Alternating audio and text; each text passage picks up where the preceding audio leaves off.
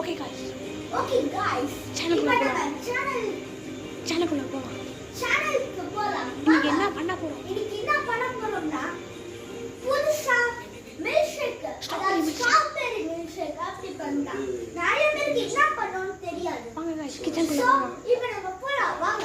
கிச்சனுக்குள்ள போலாம். come on கிச்சனுக்குள்ள போலாம். வாங்க